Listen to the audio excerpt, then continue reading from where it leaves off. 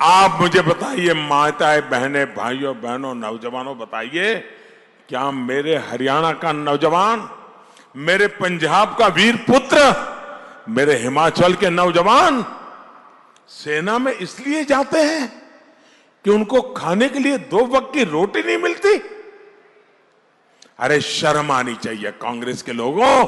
आप जिस सरकार को चलाते हो वहां का मुख्यमंत्री इस प्रकार से मेरे देश के वीरों का अपमान करता है, जो दुश्मन से देश की रक्षा करते हैं, जो मां भारती के मान सम्मान के लिए जान की बाजी लगाते थे, उन वीरों के बारे में कांग्रेस और उसके साथी इस प्रकार से सोचें, इससे बड़ा देश का अपमान क्या हो सकता है?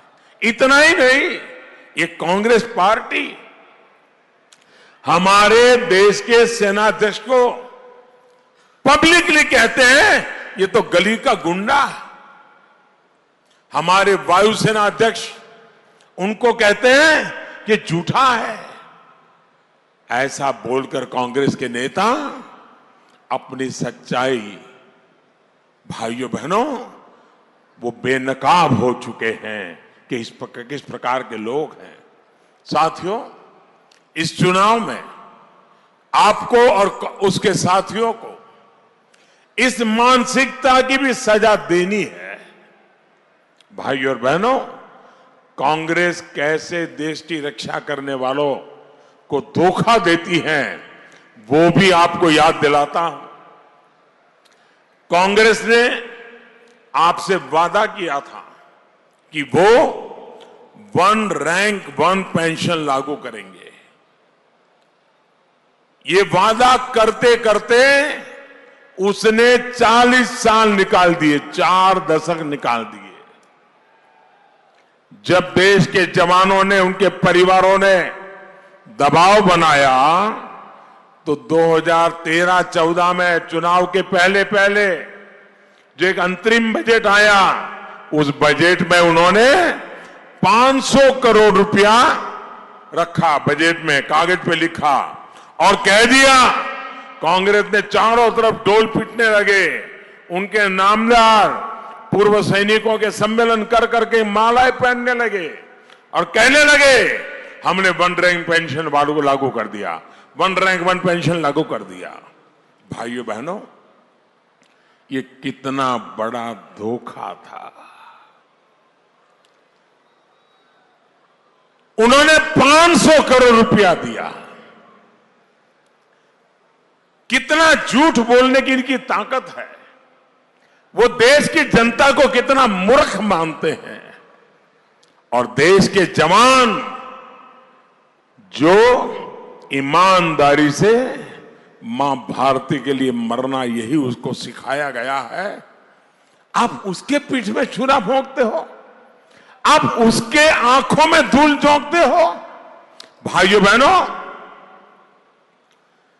सिर्फ 500 करोड़ देकर के बातें करने वाले लोग, और वो भी कागज पे, बजट में से तो कहीं निकला नहीं, एक नया पैसा नहीं निकला।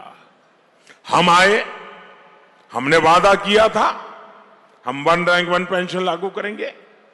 मैंने सारी फाइलें निकाली, कागज निकाले, मैंने कहा भाई 500 करोड़ रुपया है, इस बार दे दीजिए। जब हिसाब किताब लगाया 1 रैंक 1 पेंशन के लिए जब हमने लागू किया तो अब तक 35,000 करोड़ रुपया सेना के परिवारों में हमने पहुंचाया। कहां 500 करोड़ का झूठा वादा और कहां 35,000 करोड़ रुपये दे दिए, उनके खाते में जमा हो गए।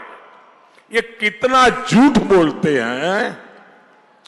और देश की भोली भाली जनता ने इनके झूठ को सच मान करके आंखें बंद करके उनके थैले भर दिए, और उसी के कारण आज देश को रोने की नौबत आई है। भाइयों साथियों, देश की रक्षा करने वालों से